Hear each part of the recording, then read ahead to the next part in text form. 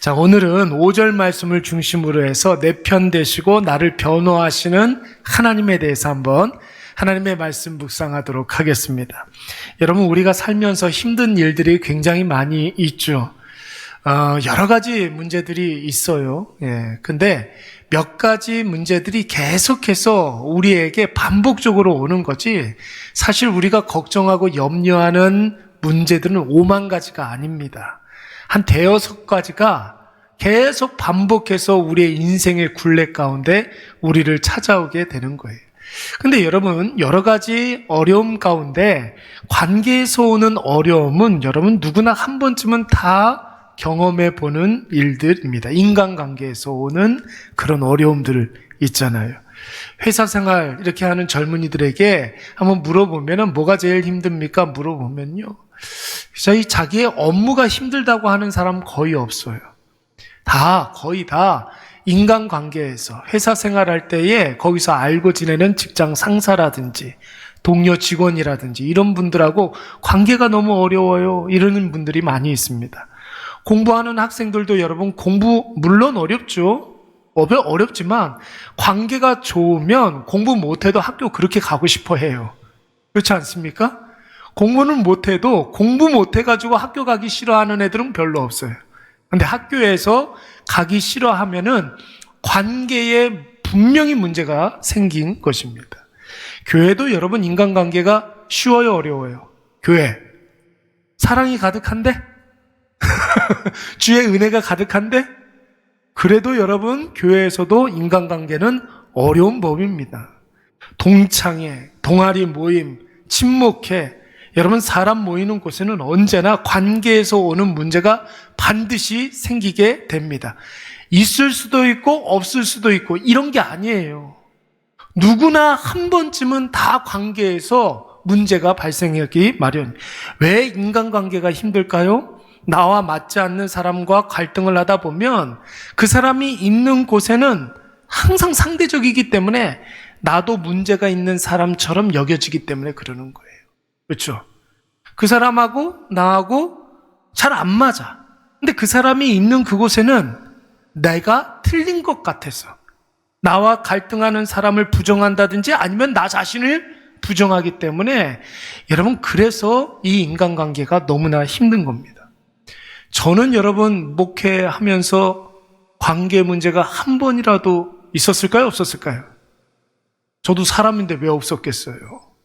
지난번에 있었던 교회에서 저는 후배 목사님하고 갈등이 있었던 적이 있었어요. 저보다 한참 나이도 어리고 한참 보이지도 않는 후배인데 이런 갈등이 좀 있었습니다. 그 당시에 저는 그 후반 목사님이 이상한 사람이다라고 생각을 했어요. 다른 게 아니라 저거 이상하다, 틀리다 저거. 와, 어떻게 성격이 저럴까, 이렇게 생각을 했었어요. 그런데 옆에서 지켜보던 누군가가 저한테 뭐라고 그랬냐면, 제 인생에 평생 가장 충격적인 이야기를 들었어요. 둘 다 똑같아 그랬어요. 아직도 심장이 떨려요, 그 얘기 생각하면. 누가 보더라도 저 사람 이상한 사람이고, 누가 보더라도 저 사람 좀 희한한 사람인데, 저는 그때 저래서 목회자라고 할 수 있을까? 그런 생각까지 했었어요. 그런데 옆에서 두 사람을 객관적으로 보는 사람이 뭐라고 그랬냐면, 둘 다 똑같아요 그랬어요. 아니, 세상에 내가 저 사람하고 똑같다니. 정말 충격을 받았어요. 정말 충격을. 그 목사님 지금 목회 잘해요. 우리 교회보다 훨씬 더 커요. 훌륭하게 잘하고 있어요. 둘 다 똑같다는 거예요. 제가 그 말에 충격받고 난 다음에 내가 이상하다고 생각하는 사람과 갈등을 하면 나도 이상한 사람이 되는구나, 이런 깨달음을 가졌어요. 그리고 그 이후로 그 누구와도 갈등하지 않기로 마음을 먹었습니다. 뭐든지 내가 맞춰주리라. 뒤로 내가 물러나 있으리라. 절대로 간섭하지 말자. 괜히 끼어들어서 골치 아프지 말자. 여러분, 그런 생각을 했었어요. 그러면 여러분 인간관계가 해결이 됩니까? 그 이후로 한 번도 없었겠죠. 그러면 갈등은. 제가 그렇게 다짐했으니까. 천만의 말씀이죠. 사람이 모여 있는 곳에는 언제나 문제가 생기기 마련입니다. 죄인인 인간은 이기적이고 그 존재 자체가 자기 중심적이기 때문에 사람들이 모여 있는 곳에는 자기에 대한 지극한 사랑이 서로 충돌할 수밖에 없습니다. 여러분 이것은 가정도 마찬가지. 마찬가지입니까? 가정에서도 마찬가지고 교회도 어쩔 수가 없고 회사, 일터 여러분 그런 것은 더하고. 그런데 여러분 오늘 다윗은 뭐라고 고백하고 있습니까? 갈등 많고 다툼 많고 피 튀기는 인간관계 속에서 뭐라고 고백하고 있느냐면 5절 말씀에 주께서 내 원수의 목전에서 내게 뭐를 차려주신다는 거예요. 여기서 말하는 상은 뭘 말하는 걸까요? 잘했다 칭찬받는 상을 말하는 것이 아니라 밥상을 말하는 거예요. 밥상. 나에게 하나님께서 식사를 차려주신다라는 것입니다. 여러분 내 원수의 목전에서 내게 상을 차려주신다. 이거 무슨 소리예요? 내 원수가 보는 앞에서 하나님이 나에게 밥상을 차려준다는 거예요. 여러분 지금도 아들이 혹은 딸이 집에 이렇게 오면은 밥 차려주고 싶죠. 엄마 밥 먹여보고 싶죠. 그렇죠? 그 자녀된 입장에서 이렇게 보면은 엄마 밥이 참 맛있어요. 엄마 밥 먹으면 힘이 나고 그래요. 저는 그런 것 같아요. 예. 자, 밥상을 차려주는 사람은 어떤 사람이에요? 사랑하는 사람이겠죠. 내 편이란 말이에요, 내 편. 근데 그거를 어디에서 나한테 밥상을 차려준다고요? 내 원수가 보는 앞에서 하나님께서 내 편 들어주시는 거야. 쟤는 밥 안 주고 나한테만 밥을 주는 거예요. 여러분 얼마나 든든합니까? 상상만 해도 좋죠. 얼마나 꼬셔요. 얼마나 기분 좋아요. 이러고 싶지 않아요? 그러고 싶지 않아요? 그렇잖아요. 나는 하나님 밥 차려준다. 여러분 밥상을 차려주는 관계 우리 식구라고 이야기합니다. 식구, 밥식자, 입구자. 그렇죠? 같이 밥을 먹는 사람을 우리는 식구라고 이야기를 해요. 식구는 무엇입니까? 피가 한 방울 섞이지 않아도 늘 같이 밥을 먹으면 식구예요. 가족이에요. 식구, 가족, 평생 내 편 아닙니까? 그렇죠? 그렇잖아요. 내 편이에요, 내 편. 주님이 나에게 밥상을 차려주셨다는 말은 하나님이 내 편이 되어주신다라는 의미입니다. 누군가가 나를 비난할 때 하나님이 나를 변호해 주실 줄로 믿습니다. 나를 옹호해 주시고 나를 역성들어 주시는 거예요. 누군가가 나를 공격할 때 하나님이 나 대신 싸워 주실 줄로 믿습니다. 모든 사람들이 다 나를 떠나도 하나님만큼은 절대로 나를 떠나지 아니하시고 나와 함께 하신다는 사실을 여러분 믿으시기 바랍니다. 전에 4층에 있을 때 어떤 여자 중학생 하나가 교회를 찾아온 적이 있었어요. 혼자 앉아서 이렇게 기도를 하더라고요. 여자 중학생 하나가. 중학생 교복을 입은 아이가 혼자 기도를 하고 있었어요. 기도가 다 끝나고 난 다음에 제가 신기해서 말을 걸었습니다. 중학생이 기도를 하다니. 그런 생각이 들더라고요. 그래서 말을 걸었어요. 무슨 사연이 있냐고. 이야기를 들어보니까 자기 학교에서 왕따를 당하고 있다는 거예요. 너무 힘들어 하더라고요. 그래서 이번 학기까지만 학교를 다니고 다음 학기부터는 집에서 홈스쿨링을 하기로 했다는 거예요. 학교 안 가고 집에서 공부하기로 했다고 합니다. 오죽하면 여러분 학교를 그만두겠습니까? 얼마나 힘들면 그렇게 하겠어요. 학교 가기는 너무 싫고 학교 생각만 해도 고통스럽고 죽고 싶은데 죽을 수 있는 용기도 없고 투명 망토 같은 게 하나 이렇게 있으면 그거 쓰고 다니면서 자기 이렇게 왕따 시켰던 애들 한 대씩 이렇게 꿀밤 때리고 싶다는 거예요. 네. 제가 그래서 그 아이한테 물어봤어요. 부모님은 뭘 하시니? 제가 이렇게 물어봤더니 부모님도 그럴 바에는 우리 학교 다니자. 학교 그만두자. 그렇게 이야기를 하더라는 거예요. 근데 가끔 아빠들이 문제예요. 왜 말을 그렇게 하는지 모르겠어요. 네가 그러니까 애들이 널 왕따시키지 이런 소리를 하더라는 거예요. 그래서 왕따시키는 애들보다 아빠가 더 미워 죽겠다는 거예요. 네. 자녀한테 그런 얘기 하면 안 돼요. 그렇죠? 네가 잘해봐라. 사람들이 너한테 그래? 아이고, 이 엄마 아빠는 죽을 때까지 내 편이 돼 주셔야지. 그렇죠? 여러분, 이럴 때 다수로 왕따를 당해본 적이 있습니까? 왕따 당해본 적 있어요, 여러분? 여러분, 왜 왕따 당하는 것이 고통스럽느냐면 아까 전에도 제가 말씀을 드렸던 것처럼 내가 틀렸다, 내가 나 자신을 부정하고 없는 사람 취급당하기 때문에 그러는 거예요. 내 존재가 적어도 나를 왕따시키는 사람들 속에서는 완전히 삭제되는 거예요. 내 존재가 없어지는 거예요. 그러니까 영혼에 아주 심각한 상처를 입게 되는 거예요. 절대로 여러분, 그 어떤 누구가 됐든 간에 왕따시키면 안 돼요. 절대로. 누군가가 왕따를 당하는 것 같다 그러면 나라도 그렇게 하면 안 돼요. 그 사람 옆에 있어줘야 돼요. 다른 사람 다 몰라줘도, 엄마 아빠도 너를 몰라줘도 하나님은 너를 아신다. 제가 그런 얘기를 했어요. 그러면서 제가 시편 118편 6절 말씀을 제가 찾아서 읽어줬단 말이에요. 어떤 말씀이 있느냐면 우리 다 같이 한번 읽어볼까요? 시작. 여호와는 내 편이시라. 내가 두려워하지 아니하리니 사람이 내게 어찌할까. 다시 한번 시작. 여호와는 내 편이시라. 내가 두려워하지 아니하리니 사람이 내게 어찌할까. 아멘. 누가 내 편이라고요? 여호와께서 내 편이 되어주시기 때문에 여러분 두렵습니까? 두렵지 않습니까? 두렵지 않아요. 사람이 나를 어떻게 할 수 없다라는 거예요, 여러분. 다른 사람 다 몰라줘도 하나님은 네 편이 되어주신다는 거예요. 아빠는 맨날 그렇게 멋없이 그렇게 이야기를 해도 하나님은 절대로 네 곁을 떠나지 않는다고 제가 이야기해요. 너 아무리 못생겨도, 네가 아무리 왕따를 당해도, 네가 아무리 공부를 못해도 하나님 절대로 너를 떠나지 않아.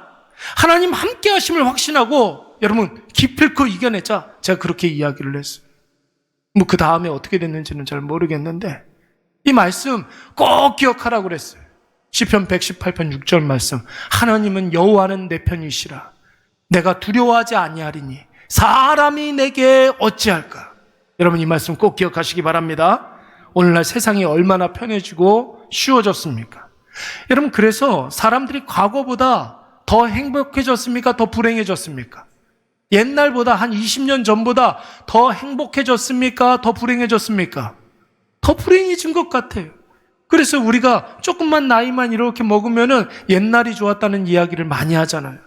옛날엔 정말 그랬던 것 같아요. 사랑이 넘쳤던 것 같아요. 오히려 과거보다 행복해지지 않았어요. 더 편해졌는데, 세상이 더 쉬워졌는데, 예전에는 여러분 없었던 병들이 막 있는 공황장애. 여러분 20년 전에 이런 말 들어본 적 있습니까? 없었어요, 여러분.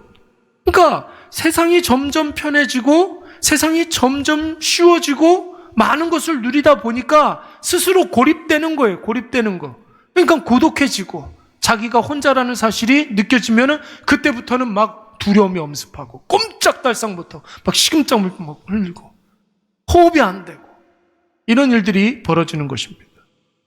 최근에 불신자들이 주목하는 CCM, 불신자들이 주목하는 복음송 하나가 있습니다. 제가 수요일 날은 유행가 하나를 소개해드렸는데 그 안에 복음이 들어있는 유행가 제가 소개해준 적이 있죠. 이번엔 반대예요. 복음송인데 하나님 소리가 하나도 들어가지 않아요. 그래서 저희가 교회에서는 안 불러요. 복음송이에요. 복음송. 예수님 이야기가 하나도 없어요. 그런데 불신자들이 너무 좋아하는 복음송이 하나 있어요. 불신자들이 그렇게 좋아해요. 그것도 젊은 사람들이. 얼마나 그 찬양을 좋아하는지 몰라요. 뭐냐면 가사가 혼자 걷지 않을 거예요 라는 가사입니다. 찬양입니다. 제가 한번 읽어드릴게요. 그대 폭풍 속을 걷고 있을 때, 비바람을 마주해야 할 때, 불빛조차 보이지 않아도 그대 혼자 걷지 않을 거예요. 두려움 앞에서 하늘을 보아요. 외로운 그대여 걱정 마요. 꿈꾸는 그 길을 또 걷고 걸어요. 그대 혼자 걷지 않을 거예요. 하나님이라는 말이 들어가 있습니까? 없습니까? 없죠. 예수님은요? 없죠. 그렇죠.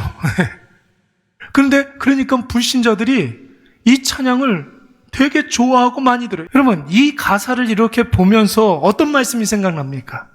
이사야서 41장 10절 말씀 기억나지 않습니까?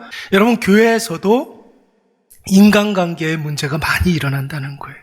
그래서 인간관계에서 상처를 받은 사람들이 교회를 떠나면서 뭐라고 이야기합니까? 교회에서 그런 교회가 왜 그 모양이냐?